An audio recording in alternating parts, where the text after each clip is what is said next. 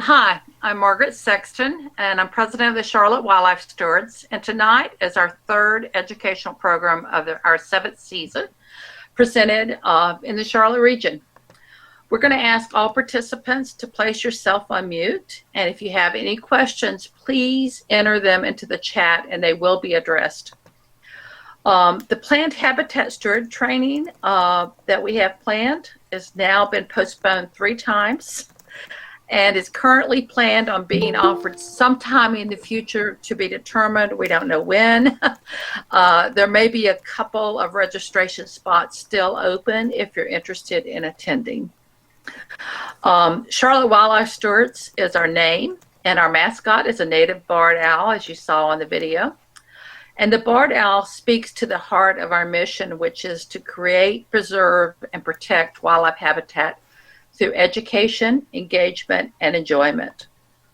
Our leadership team also would normally have, which I would normally have stand during this time, consists of our executive board members, Ernie McLaney, who is the past president. Thanks, Ernie. Donna Bowles, our vice president. Eric Mick, who's treasurer. Caroline Vinegar, which is our secretary. And the directors include Amanda Cargile, Danya Hawley, Clyde Kaiser, and our members at large are Connie Harris and Sandy Dixon. Our educational programs will be virtual for the foreseeable future, like the one tonight. We will also be hosting some in-person events following COVID-19 protocols. Our future monthly educational program topics, which are the second Tuesday of each month, include all about bluebirds, the benefits of insects and arthropods, Mecklenburg nature preserves, pollinator gardening, and the truth about mosquito spraying. And when we can again meet in person, we will be meeting at Sardis Baptist Church, which is on the second Tuesday of each month, normally September through May. And that's at the corner of Sardis and Rama. On Sunday afternoon, November the 22nd, we've had to postpone this since it was originally scheduled for the 15th, and we've had some scheduling conflicts. We will be hosting a 1-hour I Spy nature walk at the Sardis Baptist Church, which is the same bat place, which and beginning at 3 p.m., same bat time, for any of those who know what that is. Again, to follow safe protocols, all attendees must wear a mask, and we do have some available if you don't have one. Pre-registration is required, and in-person attendance will be limited to 20 people. In October, we kicked off our 3rd year of participating with PAWS of Gaston County to provide the dry ingredients for venison meal kits for our local food pantry. This year we donated 50 venison spaghetti and 50 venison chili meal kits, which were distributed by Hearts Beat as One food pantry. Special thanks to the local Harris Teeters, Food Lines, and Fresh Markets for donating the dry ingredients, and to Danya Hawley, who is our events and projects chair, who coordinated all of our efforts. These meal kits provided a high protein meal for over 400 people in Mecklenburg County. Make sure you're checking out our social media for dates, locations, times, details. We have 2 more member-only events planned this season, 5 more I Spy nature walks, and another Trees for Trash cleanup, as well as a give back event. We just did a Trees for Trash event where we picked up over 720 pounds of trash in the city of Charlotte.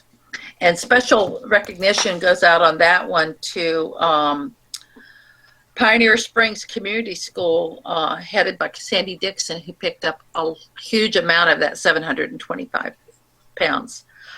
To become a member of the Charlotte Wildlife Stewards, you only need to pay $25 annually to the North Carolina Wildlife Federation and list Charlotte Wildlife Stewards, or CWS, as your chapter.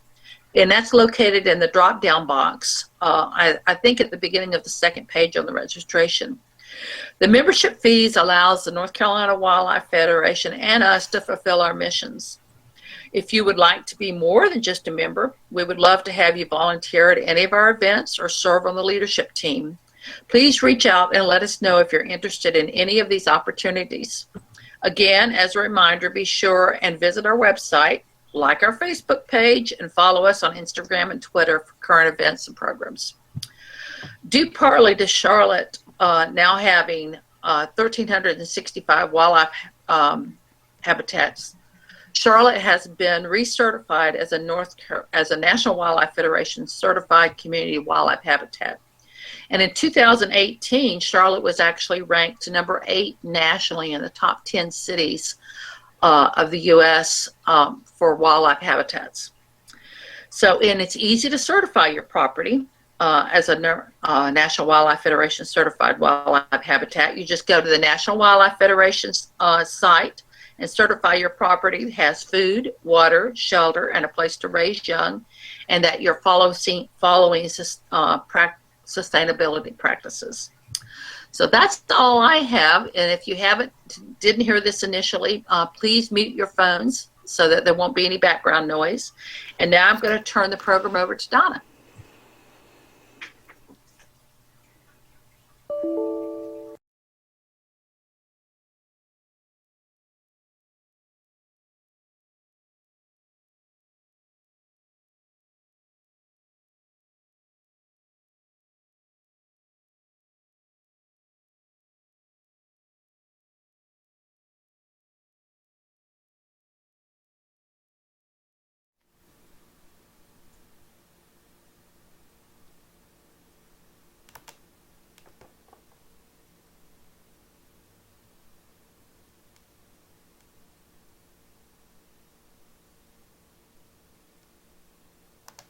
Program. I'm lucky I get to work outdoors all the time.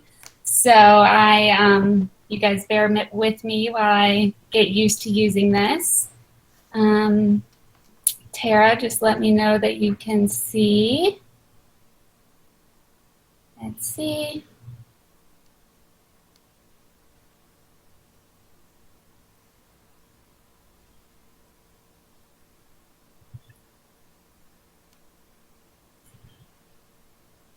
Okay, can we see this? Looks perfect. Okay, cool. So we do wildlife rehabilitation of native mammals and reptiles. A little bit about me. Donna already said a good portion of it, but I started CWCC.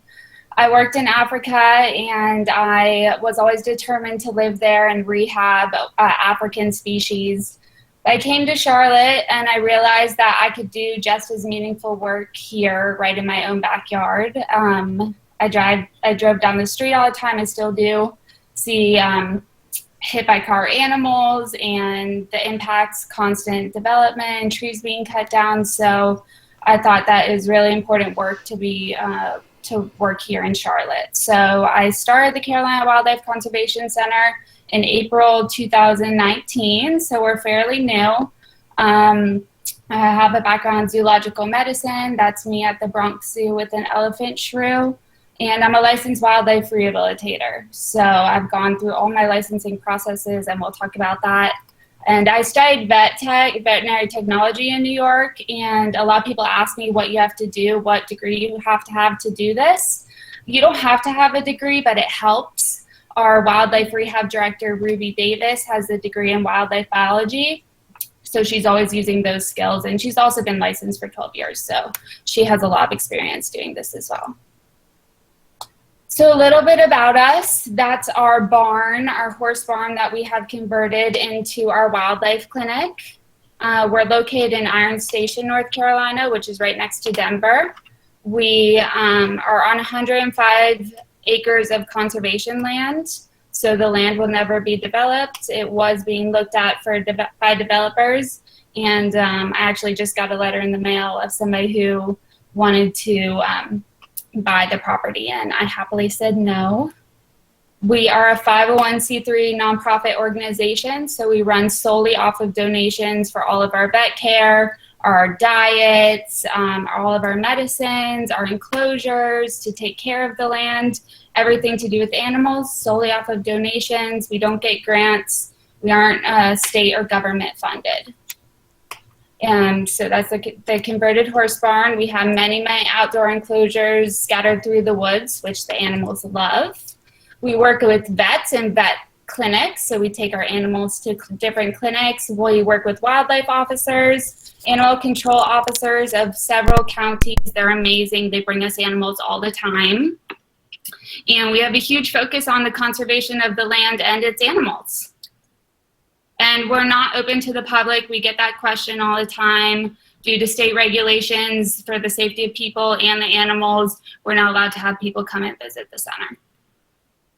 So that's our current number of animals that we have rehabbed this year that we have brought into the center. The reason I'm showing you this is not to brag, but it shows the scale of the need of what we're doing. I believe that we're providing a public health service because we're taking wild animals, which can be an inherent danger to the people.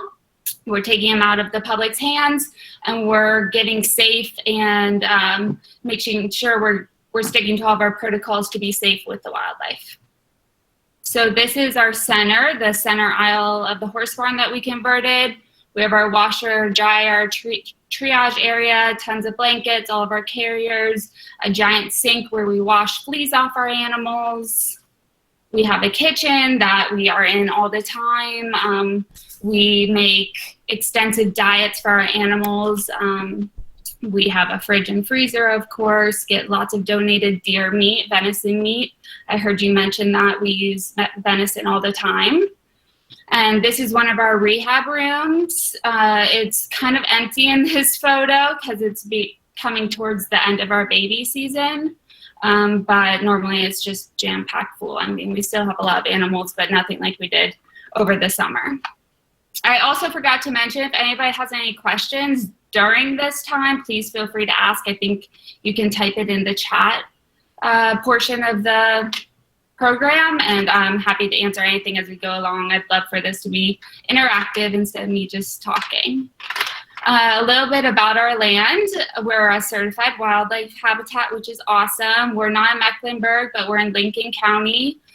We have 105 acres, so I think that the land looks like a heart shape, kind of upside down. Most of it is wooded. We have 3 ponds, which is amazing. The pond that's right here is going to be our Beaver Pond. We're building a beaver habitat there this winter. So that's where we're going to rehab beavers and otters. We have our center here. We have another pond here, which we didn't know about till we moved into the property. Another big pond here. And the rest of it is woods with streams and tons of diverse ecology. We have rolling hills. We found different types of plants that are endangered. I mean, it's just really an amazing place for the wildlife. And right now, everybody is being released here on the land while the numbers and the land can hold the amount of animals that we're putting back onto it. So what is wildlife rehab? That's why you guys are all here, to know what we do. So I break it down to 3 different sections. First, the rescue, actually getting the animal, determining if it needs care, and bringing it to the center. The rehab portion of it, while it's at the center, what are we doing? How are we making sure that we're successful in the process, and getting it to be released so that it is successful when it is in the wild. This is the definition by the North Carolina Wildlife Resources Commission. Wildlife rehabilitation is the volunteer practice of providing care and treatment to injured or orphaned wild animals until such time as those animals are at an adequate level of health to be successfully returned to their natural environment. We are all volunteers. We don't get paid. Wildlife rehabilitation is a way of life for us. I live and breathe and sleep it. And it's a really big duty to our animals and to our planet, I believe. So just to touch on it, some people might be wondering if you can keep animals or what the process is. It varies from state to state what you can do, but in North Carolina, you cannot keep wild animals as pets. these are our fox, and I was posting a lot of pictures of them, and I was like, I just need to let people know that these are not pets, that we don't plan on them being pets. We're not letting them run around our homes. We're very controlled with how we're interacting with them. So you can hold an animal for 24 hours while you're looking for a wildlife rehabilitator in North Carolina, but I suggest if you're in any state, finding a licensed professional or somebody who knows how to do this. There's places all over. We get calls from all over the state, and while we can't take animals from the Outer Banks normally, we will find somebody who can help you. So it is illegal to keep wildlife as a pet or to rehabilitate any wildlife without proper licensing. So a little bit about rehabilitating. It is a 24-hour, 7 days a week job. Somebody the other day, we answered a call at midnight, I believe it was, and they were so thankful that we were there for them. And it's what we do. We don't let animals suffer. We like to let people know that we're here for them when they're in that state of panic. When they find an animal, we like to be there for them and for the animal and do what we can. It's an extremely exhausting job. It's like 24/7 days a week. Of course, that's tiring, but on the other hand, it's extremely rewarding. I believe that the animals know when they're being helped. You can get an animal that is just at the worst moment of its life, and they just will melt in your hands and trust you. So we definitely create a bond with our wildlife, and I believe that they know when they're getting helped. Even when you're manipulating a bone and you know it's painful, I know that they know that they are being helped. So some people might say that we're interrupting natural selection, but I believe that a lot of the animals that we get are due to human intervention and not the animal or the mother maybe choosing that animal isn't able to survive. A lot of animals that we get are from human interference. And also a wildlife biologist might say, well, you're not really helping the species as a whole. We have plenty of squirrels. We don't need to save more squirrels. Everybody has them in their backyard. And that's true, but it's also respecting that little baby squirrel that you have in your hand as an individual life, and a tiny individual soul. So that's what we think. We are doing both, promoting conservation of land and wild places so that these animals can be free and safe, as well as respecting them as individuals. So what does it take to be a rehabilitator in North Carolina? There is a licensing process. They just changed it this year. So you can be an apprentice level. That's your initial level. You have to be sponsored by or mentored by for 12 months by an already licensed rehabber. And you can only take possums, rabbits, and squirrels. Those are our non-rabies vector species animals. After that, you can undergo an inspection and become a rehabilitator level where you're not mentoring with somebody. Although we talk to other rehabilitators all the time, you always want to bounce ideas off of people. So once you're connected in the community, you're always talking to somebody.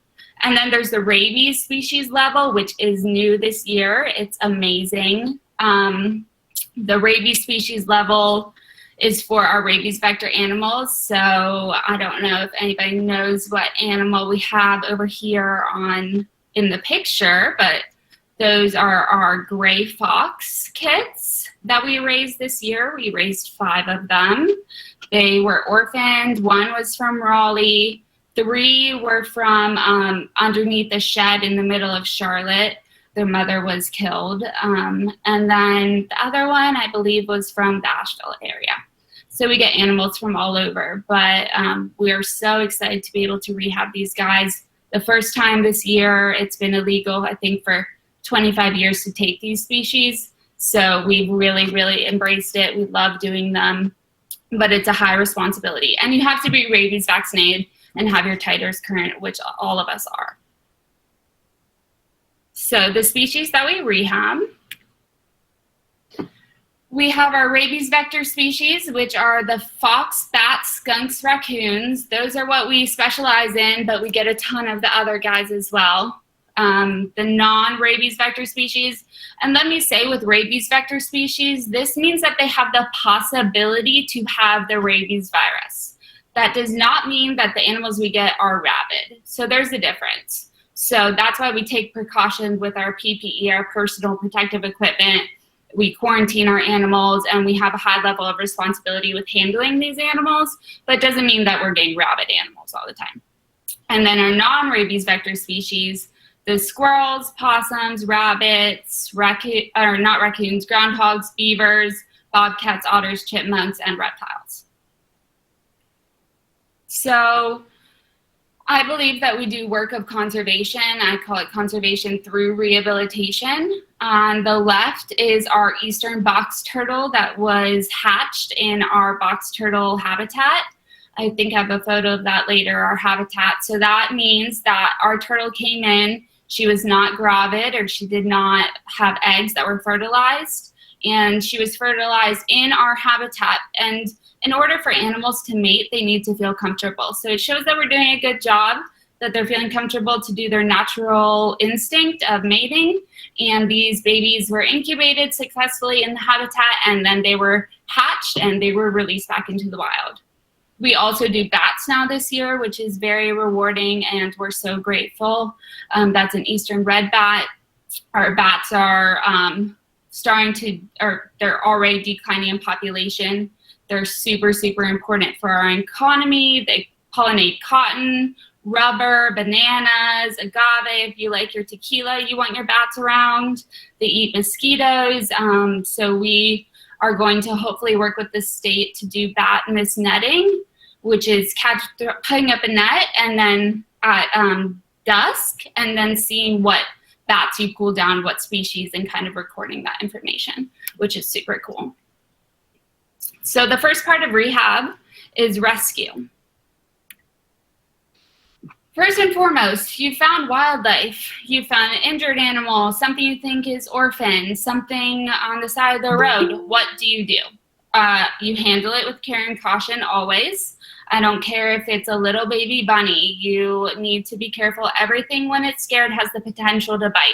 We don't want anybody to get bitten. Then we have to take extra procedure, especially with our rabies vector animals. So handle it with care and caution. Put it in a box. Please put it in a box. Or keep an eye on it. There's been so many times when people have an injured animal and they've left and they come back and it's not there anymore, and it just breaks our heart every single time when an animal we know is suffering or needs help gets loose and goes away, and then we're not able to help it. Once you have it safely in the box, and I'll explain later how to put it safely into the box, keep it stress-free. Dark, warm, and quiet. And then do not feed it. Don't give it water. It will be able to survive that short period of time without water. And call us immediately. If you're not in our area, call a rehabilitator, call your local wildlife agency, call 311 or Animal Care and Control and see if they can refer you to a wildlife center or a licensed rehabber. Just get as much information as you can and try to find a professional. So the way that we get animals is through our hotline. So we have taken probably 10,000 calls this year, we estimate, and answered them. They're not always animals that come in, of course, but we answer things from injured animals, animals in their house, animals living under the shed, birds. We get calls from, like I said, Outer Banks, Asheville. There's a ton of different reasons we get calls. Sometimes we get calls for fishing, which I always refer to the state, but we get a lot of calls coming through. So that's how we get our animals. Once we have that call on hotline, we go through a procedure in order to decide what needs to happen next. So the person has found an animal. Hopefully they have it secure in a box in a dark, warm, and quiet place. And then we need to determine what needs to happen next. Can we reunite that animal with its mom? Can we explain how to humanely remove the animal from the attic or from under the shed without us having to intervene? Is it just doing something natural? Like, is it a mama fox that is out hunting for food while her babies are sleeping in the daytime. She looks perfectly healthy. She's doing her normal thing, but somebody's concerned about that. Or does it need to come into care? Is it sick or injured or truly orphaned? We always ask for photos. Photos are number one. So that's our best way to determine what's going on with the animal. This photo is a little baby possum. Her mother was hit by a car, and it was raining that day, so you can see she's soaking wet, curled up right here. And we obviously had her bring that little baby in, and we rehabbed and released her. So is it truly orphaned? I have a photo of bunnies here because people really like to think that bunnies are orphans when they aren't. So with bunnies, the mom only comes at dawn and dusk. So a lot of people say, I haven't seen mom. Well, mom doesn't want you to see her. So that doesn't mean that they're orphaned, but we get a lot of bunnies. Ruby, who I work with, does a phenomenal job with bunnies. They're notoriously hard, but she's like the bunny whisperer. So we get massive numbers of them, and they get to cuddle together. So with bunnies, something we can do to determine if they're orphaned or not is put a tic-tac-toe pattern over the nest. So you have the nest of bunnies, you don't know, we've gotten a photo of them, we think that they look pretty healthy, and then we don't know if mom's coming back. So what you can do is you can take a string and put it over the nest in a tic-tac-toe pattern, and then see if that string is moved after a certain amount of time. So you'd want to wait for dawn or for dusk, and that will show you if mom is coming back to feed her babies. But photos we can get to see what the condition of the babies are. It's not true that if you touch them, then mom won't come back. You should definitely use gloves when you touch any wild animal, but that is a myth for bunnies. So touching them to get a photo is totally okay, and we always ask for photos. A single possum is always orphaned, so possums are on mama's back. She can hold up to 13 of them, and sometimes one of them will fall off, and when one falls off, she doesn't know. So that baby will normally be in the yard or somewhere, and it will be calling for mom. Mom doesn't know it's gone, and it won't come back. So a single baby possum, always orphaned, and we need to come into care if it's a small size. The body condition. So that's why I'm saying let's ask for photos, let's get photos. Is it super emaciated and skinny? Does it have flies on it? Or fly eggs? Then we know that it needs help. Are there ants on it? Is it bloody, or does it have open wounds? Another thing you can do is a skin Turgor test, which I'll show you how to do in a minute. So reuniting, let's say we have a baby squirrel, like we had a squirrel today on Hotline. It looked exactly like this little baby, and it was at the base of a tree, and the nest was right above in the tree. So I said, send me a photo. These are the things that I asked. Was it in a dog or cat's mouth? Is it bleeding? Or does it have any obvious signs of injury? Were there flies or ants on it? Send me a photo. Let's see the body condition. Does it look like it has a nice round belly? Or does it look like it's very skinny? We can see all the ribs. Its face is sunken in. So the baby looked perfectly healthy, like it just had fallen from the nest. And I determined that we were able to try to reunite the baby with its mom. So mom will actually come down, and she will pick that baby up out of whatever container you put it in. Normally a box is just fine. You got to keep that baby extremely warm. If the baby isn't warm, it will move less. Mom might come down, smell it, and think that it has passed away, and then she won't pick it back up. So this is the example, a warm water bottle put next to that baby. I would suggest more to put it underneath this towel, just so we don't burn the baby, but that will do. Or a sock filled with rice, and you just put it in the microwave for a couple seconds, keep feeling it, and pop that under that baby to keep it nice and warm. Make sure that you do not feed it or give it water. That is an unfamiliar smell to the mom, and we've found that mom won't come back after they've been fed. So just make sure you never feed wildlife in general. It's just a good rule of thumb, but especially a baby like this. And then keep them out of the sun. They can get overheated or get sunburn.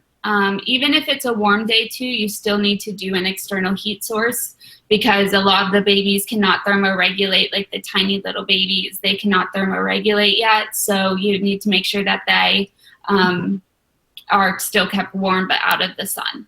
And then mom, that can be done for 24 hours overnight. If the mom has not come back, let's say you found the baby at 2 o'clock, sun's going down at 7, mom hasn't come back, you can bring that baby in overnight, keep it dark, warm, quiet, don't feed it, put it back out at dawn, and then wait for 24 hours. They will survive without food or water for that amount of time, and it's important that we give animals back to their mother. They do such a better job than we do. I mean, we do the best we can, but we're not mom.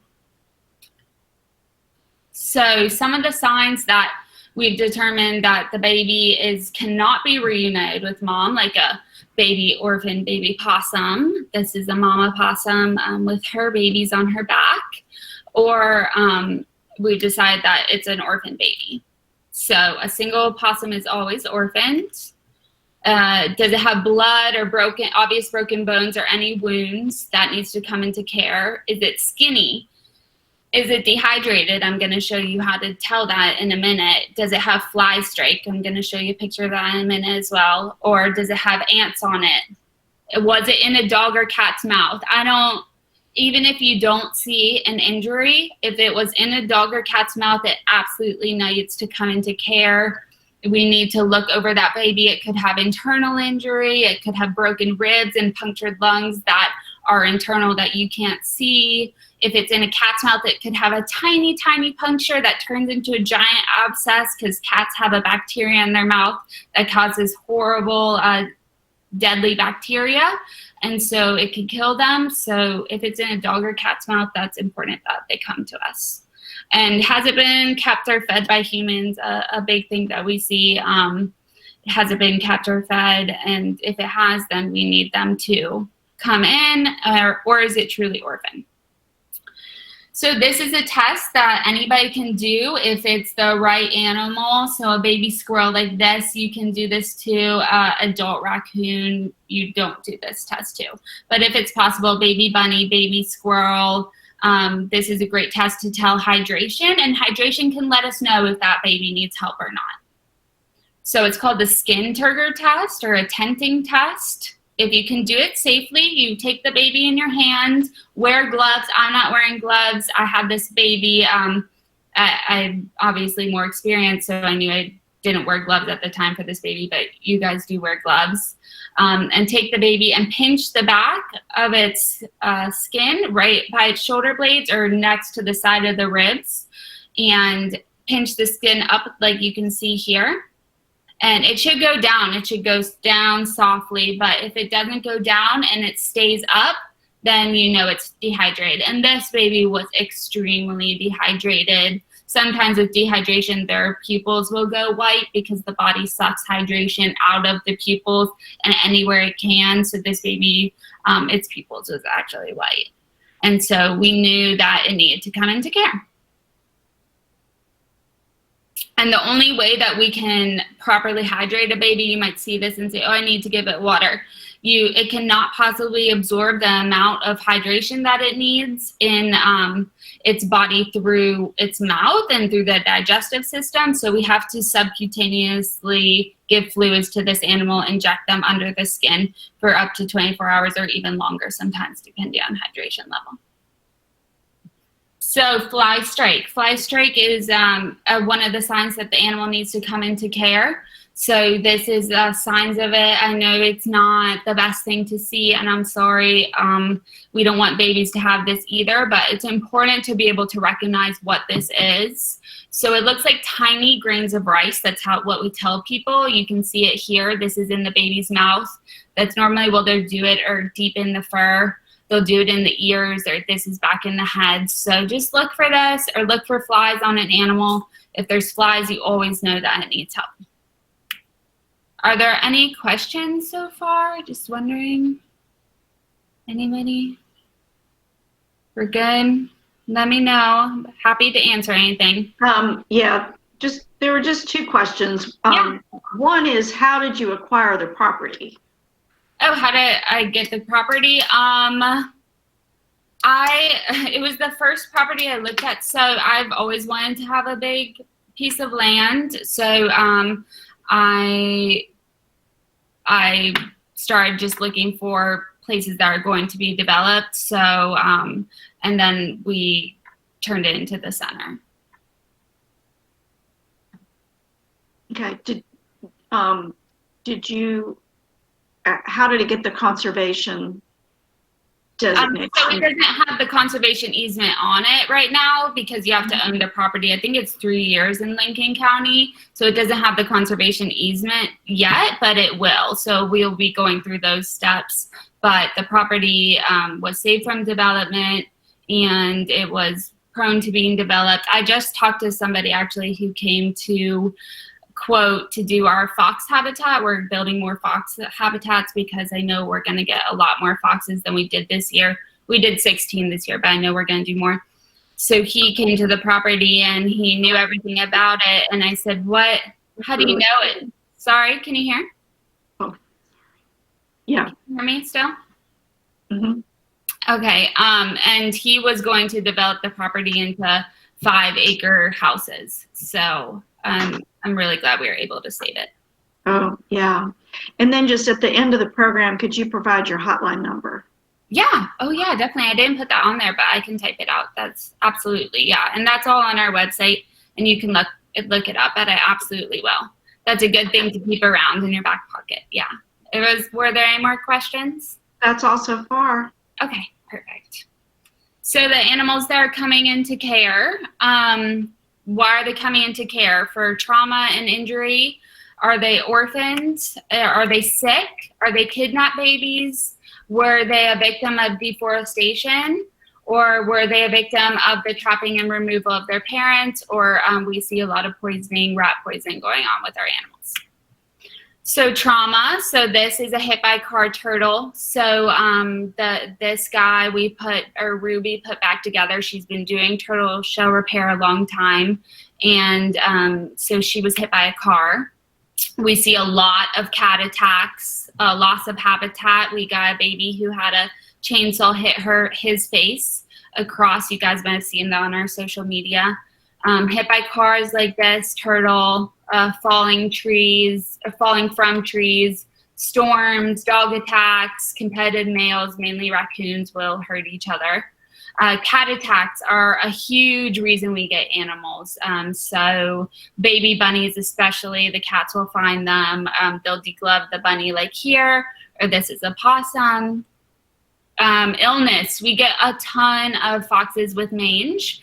So that's very common. We can treat them on site, or the person who sees them can treat them on site with one dose of a medicine. But this animal was brought into care. He was severe, and we were able to treat him at our center, and he was released. So that's our red fox that have mange. Or we get canine distemper virus, which is in our raccoon population. That's really, really common right now. I'm waiting to see what our numbers of distemper virus victims were this year, but they're really high. Or parasite overloads, which can make animals very sick.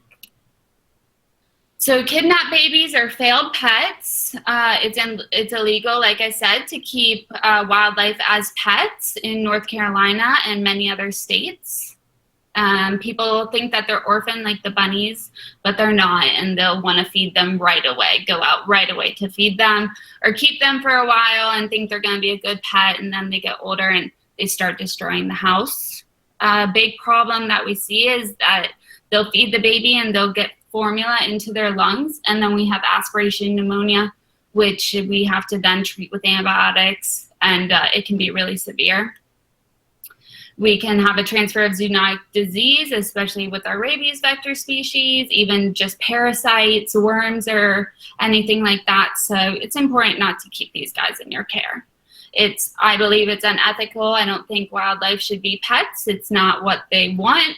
They want to be out in the wild, and we want them to be out in the wild too. And like I said, they'll destroy the house. So this is Pipsqueak. He was kept for 5 weeks. He is very small for his age, so he should be 2 to 3 times that size. He was being fed this. This is a 1 ml syringe. So he was being fed this, and he should have been being fed this. So that's just a difference, like, based on education and just knowing wildlife. So he was severely emaciated and stunted in growth. He's doing great now and gaining weight, but he was getting fed 1/10 of the amount that he should have been. So just always get those animals to a rehabber as soon as you can. We had some deforestation happen in our backyard. Our neighbor is a logger, and she logged her 50 acres of property. Thankfully, this was right in the beginning, so we hadn't released any animals yet. But it's happening everywhere, and the wildlife is really getting affected. I feel sick every time I see this personally. I don't know if anybody else does. The trucks going down with the trees piled in the back, that always makes me just feel nauseous. So it's happening everywhere, and the wildlife is feeling the impact, and we're seeing animals getting affected by it. So this is our property, and then these trees were taken away. And we tried to plead with her, of course, for the animals, but that didn't resonate with her. So these are some babies that their mama was in a tree when it was, the area was being deforested for development. And unfortunately, she didn't make it. But the little babies were brought to us. So here's them. They think that blanket is their mama, so they're licking on it. And we raised and released them. Can you guys see this video too? Hopefully that's playing. I think it should be.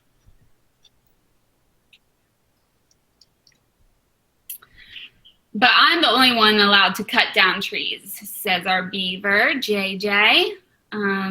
Obviously, they're the natural tree cutters of the world, so we're good with them doing it, just hopefully not people doing it. So with deforestation, we get trapped wildlife. So with them running out of places to go, they're going into people's attics and homes under their shed. We get so many animals because of trapped mom, trapped dad being removed and disposed of. And then a couple of days later, they hear crying babies, and then we're brought them. So we get raccoons a lot, and fox and squirrels. And this is a raccoon that was left on a roof for a long time in the hot sun. And these guys, actually, we convinced them to release them, which was awesome. I love when that happens. Humane ways to remove wildlife. They're choosing your house because it's dark, warm, and quiet. So take those things away. Do bright lights, radios, apple cider vinegar, repel all, balloons, motion censored waters, which is good for deer eating your garden, and you must seal the hole and no mothballs afterward. Those will be toxic to the animals. And these are our beavers. They're kissing. They're so cute. And a little, I know that's kind of a depressing topic, so here's a little bit, oops, can you guys see? Here's our beavers fighting over an apple. You already ate all your apple. You already ate yours. So the beavers always make you smile when you need it. So now that we've determined from all those different types of ways that we can see an animal needs care, what happens next? This is a raccoon I picked up the other day. He was hit by a car, and he's still in our care. So you've determined the animal needs help, and you need to transport it. So this is a little video on how to get it safely to the center. This is Ruby and me. If you find an injured animal, there are some tools that you'll need to be able to get them safely into a carrier so that you can bring them here to us at Carolina Wildlife.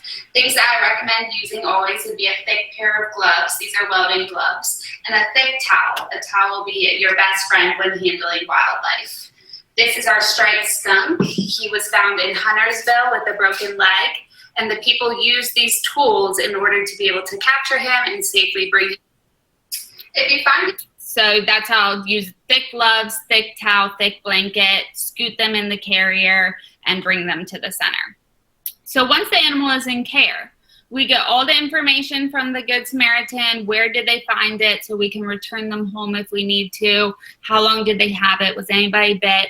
We get to do a triage, a treatment protocol, our hand rearing plan, quarantine for our RVS animals, and our housing. Triage. We go through a thorough exam of our animals. We use personal protective equipment. Always. We protect ourselves with thick gloves, regular latex gloves, suits if we need to. We have to know the anatomy and the normal of each animal. A possum's body temperature is lower, so we need to know that. And we need to know what is a normal bone where everything is. We look for bleeding, wounds, broken bones, hydration. Is it in shock? Is its body temperature low? Does it have pneumonia or other signs of illness? We go through our treatment protocol. What do we need to do now? We've determined that something's wrong. What is wrong and how do we fix it? So this is a fox in our incubator. We did a fundraiser earlier this year to get this oxygen chamber. So we've used it a million times. It saved so many lives. We're so grateful to everybody who donated to help us get this machine. So we determined the medications and how long is it going to be on that? How many times does it take that medicine a day? Do we need to get surgery on something? Do we need to do a bone repair or cast a wound or a broken bone?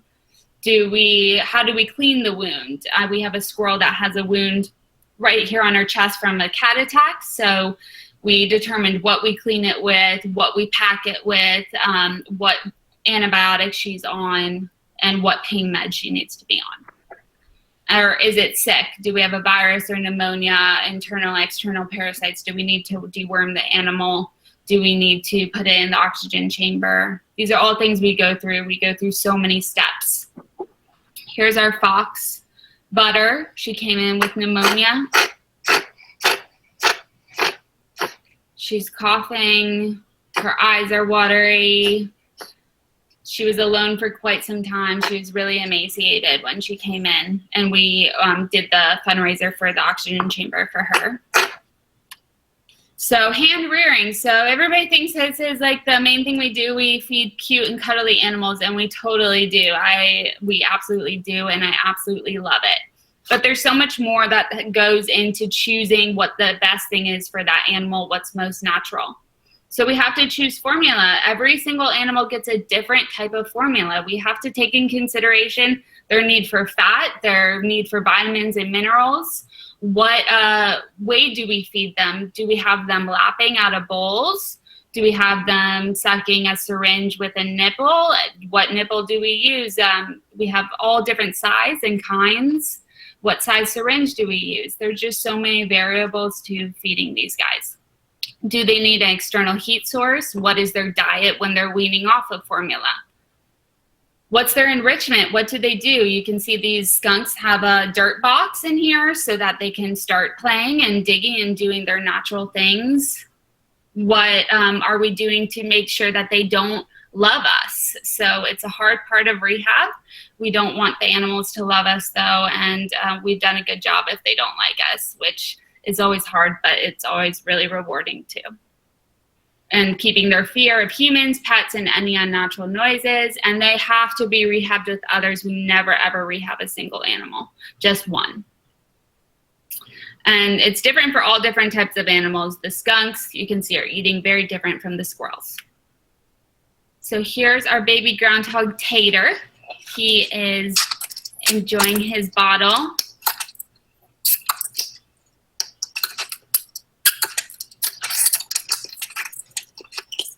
He's a loud eater, and he was released back into the wild. I have a picture of him grown up later.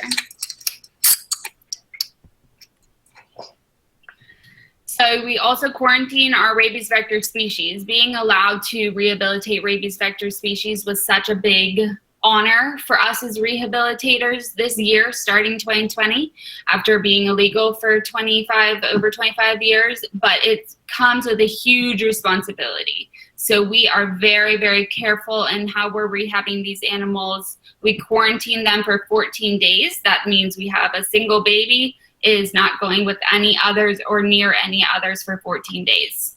And we vaccinate all of our rabies vector species with rabies and sometimes distemper and other vaccines, but that's such an important part of 3 years rabies. It's a big part of what we can do to help these animals survive in the future and also decrease our rabies occurrence. And we use a strict quarantine and exposure protocol, and we have an entire space for that in our center. Housing, you have to think about that. What are you putting the animals in? And it's different from species to species. A baby squirrel is not the same size as a newborn fox. So this is a squirrel for their little tiny squirrels this big.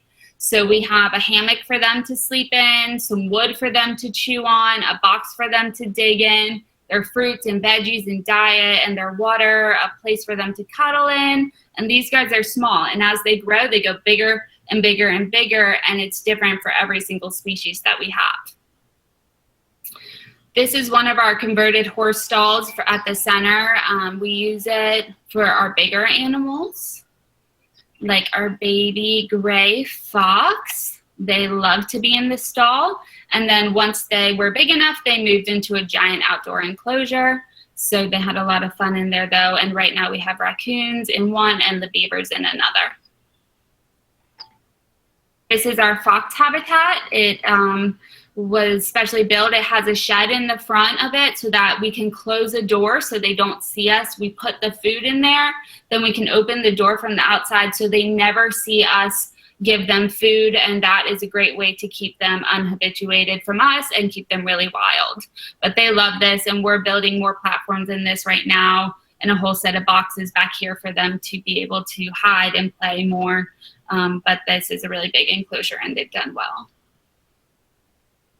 And here is, this is, if you guys remember the video of the pneumonia fox, this is her right here, the big fox, and she got a friend and they're playing outside, and she was able to recover from her pneumonia thanks to our awesome donors who gave us that oxygen chamber. And they're outside in their habitat and loving it. So again, we never raise babies alone. Here's our box turtle enclosure. Like I said earlier, part of conservation. We had turtles mate here. There's some turtles right here. We had 33 in here at one point, but they mated in here. Then they hatched some box turtles that we got to release. So the best part of rehabbing is release. I think it's the best part of rehabbing. It is what we all wait for. It feels so good when you get that sick animal in. You're able to successfully get it all the way to the end where it's able to be released. So these are some raccoons that we recently released.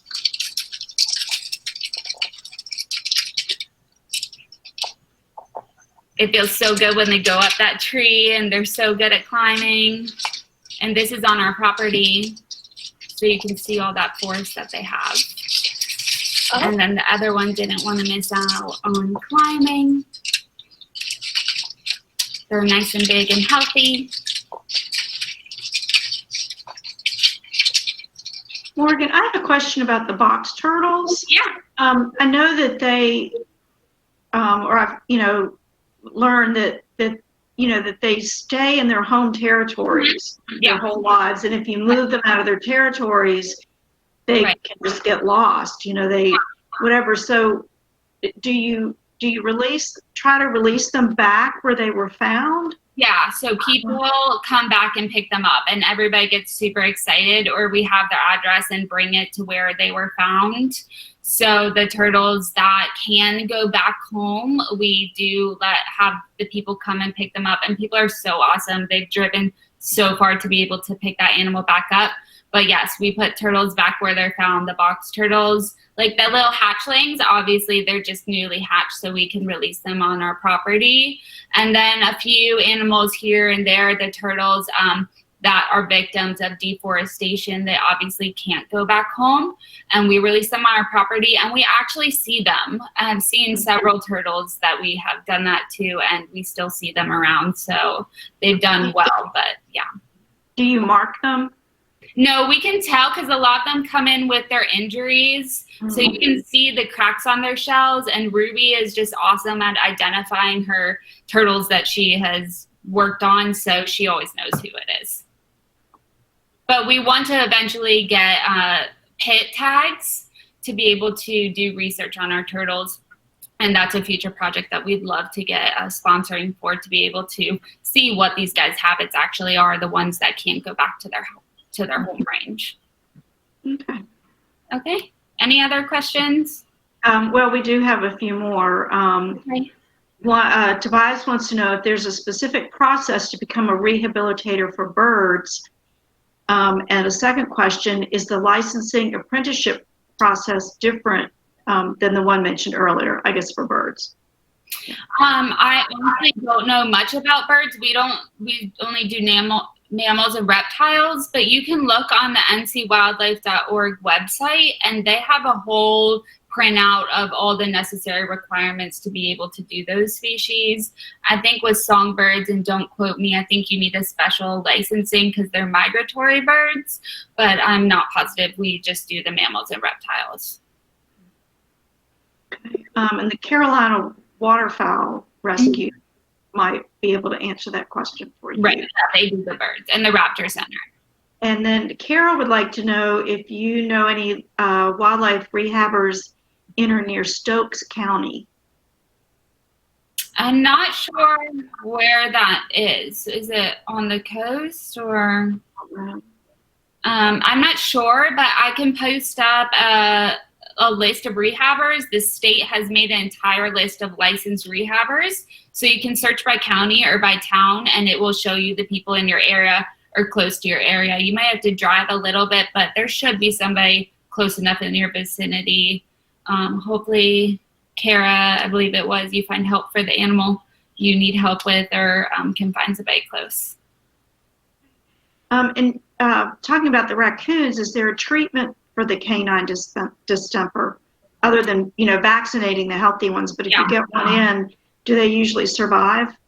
Yeah, so we just got one the other day, and a little girl asked me the same question. She was so beyond her years and intelligent. She amazed me. But the distemper, if we're getting them in, it's generally pretty severe. So the distemper affects the neurological system just like it does just like rabies does, but we get more the goopy eyes and the snotty nose. They have a green tint to their pupils.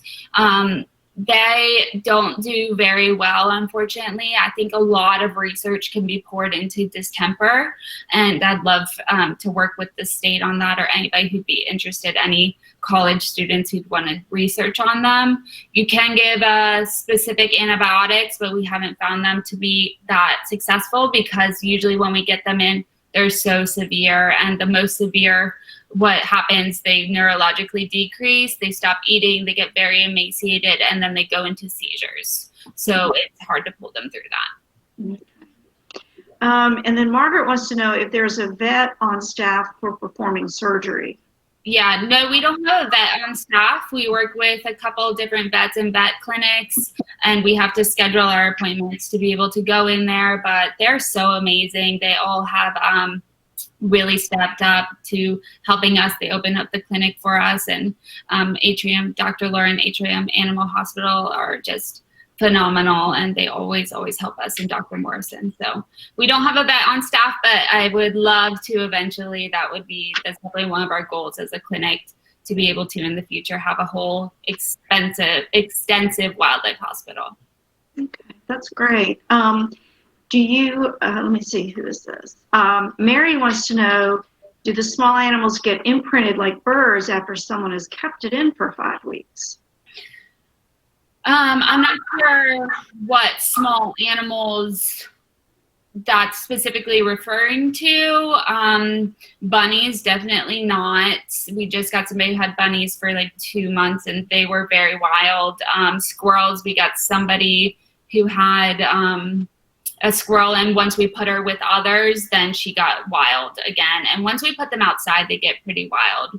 So I'm not as concerned about the small animals as I am more the raccoons raised as single, or a fox that is raised trying to be a dog pet. But the small animals are pretty good at becoming wild. Okay. And Ernie says, money must be your primary need for donors, but what other things do you need, and how is it what is the best way to get them to you? So we can use so many different things. Enrichment items, we have a whole Amazon wish list, which has a large variety of things that we need, from like outdoor dog kennels to syringes to toys for raccoons. So we have a lot of stuff on there. Any medical supplies, we can always use that. And the best way to get it to us is to text our hotline, and then we can arrange a drop off with whoever wants to come and drop it off and donate. That's a good question. Thank you. Okay. Let's see. Do you accept volunteers for habitat building? Yeah. Oh, yeah. If somebody wants to come build and they're good at it, yeah, absolutely. We are doing 18 and older right now just because of state regulations. But yeah, we can use to build more raccoon habitat specifically right now. If somebody's handy, we'd love it. Okay. Well, that was from Chris. Chris also wants to know if you would accept veterinary oral syringes that have been autoclaved. Yeah, send us a photo. Text us a photo. We'll let you know if we can use it. Obviously, if we don't want to waste if we can't, but text us a photo. I'll get that number to everybody, and then we can see what those are. But that sounds like we can definitely use them, yeah. Okay. And Kara says, oops, wait a minute. Stokes is near Forsyth County, which is Winston-Salem. And that she's only been able to locate someone that helps with raptors near there. So she hasn't been able to find. There's Wildlife Inc. up there. There's a ton of rehabbers in Winston-Salem. Yeah, I'll get that list. But Wildlife Rehab Inc. is a good organization up there, and they have a big network. Okay, well that's caught us up for now. Okay, I'm almost finished. This is the last part release. Are we good on time? Are we good? I'm just going to finish up real quick. Yes, we're fine on time. Okay. All right. Good. So, release. So, the video before of the groundhog that was eating his bottle, that's him. This is Tater, and this is Tater all grown up. I think he looks like a Roman statue sitting up there, but that's what we do with these babies. Small, they come in small, unable to care for themselves. And this is Tater, and he is able to eat, and he got released on our property. We have fields in the front, so he's living a happy groundhog life. So things we determine if they're ready or not, things we look at are the size and age. We go through so many books to be able to know what other people are doing, natural behaviors. We're constantly reading, guys. We're always educating ourselves. I'm always pulling out my books, looking through them, making sure that I'm going through all the references I can before I make decisions. But there's a specific size and age for everybody. I think groundhogs are like 4 months, and that's a pretty good size for a groundhog to know that he's ready. They're exhibiting their natural behaviors, eating their natural diet. They're fearful of humans. They're not going to walk up to anybody. They're gaining weight and growing without formula. They've been weaned for a long time before we release animals. Other factors to consider. The weather. We're not releasing animals if it's going to storm. This week we have some squirrels that could have been released, but I think it's supposed to rain the next couple of days, so we've been keeping them in, and that's for the better of them. We want these guys to be successful in the wild, and we got to set them up for success. We're looking at location. A beaver, we're not going to release in the woods. We're going to go put him in a place that's safe, a natural preserve.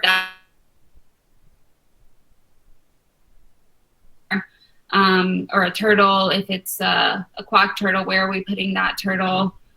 What do they need? A possum needs a stream to go by, other things like that. The time of day, bunnies we're releasing at dawn or dusk. They're crepuscular, so we're not releasing a bunny in the middle of the day.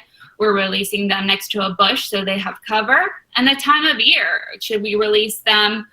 We can't release animals like in December when it's cold, because what are they going to eat? Where are they going to go? So we have to make sure we overwinter a lot of animals because of that. So that means we keep animals in our care for the winter till we can release them in the spring. Are we releasing them in a group or a single? This beaver came in as an adult, and so he could be released alone, but a group is better for animals like squirrels. They can cuddle together. And our soft or hard release. So a soft release would be something like this. These are some of our enclosures that are outside. So they have a little tiny door over here. So a soft release would be just opening that and letting them go whenever they want. So unfortunately, I don't see a lot of our animals be released because we do this a lot. But sometimes we'll come in the morning and they're still there and we feed them and let them take as long as they need. And sometimes they're like, peace out, I'm ready to go, bye. And then this possum, this is when it's rehabbing at my house. I would release him by the stream in Mint Hill. So here's a video and you guys can say what type of release this is. This is our fox cages. And this is the fox, remember the fox who came in with pneumonia, that coughing video. And then she was playing with her little baby fox out in the cage. And then this is her being released. Her name was Butter.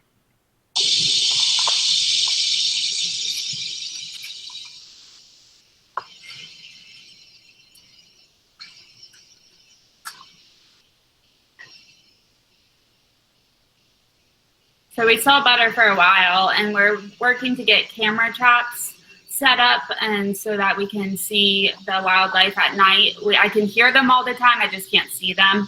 So we hope to do more research on our animals. So what type of release is that? Is anybody commenting? Soft. Yeah. Soft. They're soft release, yes. And that's what we do at this center right now. Okay. So again, we need your help. First and foremost, be an advocate for wildlife, and I'm sure everybody here is already. That's why you're attending this and expanding your knowledge. But just using your voice on Nextdoor when you see silly things posted, just go ahead and comment, post up links of the truth and support the truth and break the myths of animals, be an advocate for wild places. You can check out our website to see how you can volunteer. We may be doing a baby squirrel class, a baby squirrel feeding class in the spring, so be looking for that. We run on donations, so I said we don't receive any government or state funding to take care of all the have the means to give a monetary donation, collecting acorns and bringing them, getting your community involved, sharing our information with people. That's a good way to help. And you can visit our website more for that. And that is all. Okay. We've had a few more questions. Will you have a Christmas tree donation event this year, or will COVID prevent that from happening? We will have a Christmas tree donation. I think that we will. It will be more of just a pop in and drop off type of situation, but I think we will still be doing that. Okay. And one more question. Mary wants to know, do you band the animals before you release them? No, we don't ban them. We don't have permitting for that, and that's more for birds. Okay. We have lots of people saying that they love what you're doing. It's really important work. Oh, thank you. We love it.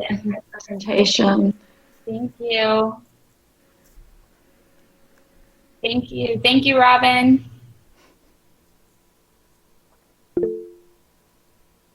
Thank you, guys. Oh, that's fun. So again, check out the Carolina Wildlife Conservation Center, like she said, at her website. Mm-hmm. They're on Facebook. If you follow them, then you get to see the little tinies as they grow up, as they're growing, and they've posted some of the releases, so that's really, really fun to watch. Yes, absolutely. And Morgan, this is Margaret. We did get the program recorded, so it will be posted on our link later on, because in the past we've posted our barred owl program and flattening the plastic curve. I think it will go on this week. That was our October meeting. So I don't know when it'll go on, but we will post it. Perfect. Yes, thank you. Thank you guys for having me. That was awesome. Thank you so much, Morgan. Thank you, Morgan. Yeah. Absolutely. And Anyone? we can post your website and a link. Yeah. And I can email you guys all those links I talked about, the rehabbers links, Okay. and the link to the licensing that you need, as well as our website and our phone number. Okay. I'll write That's that. great. All right. Thank you. Thank you. Okay. Good night, everybody. Good night. Thank And you. thanks for Bye. attending. All right. Bye.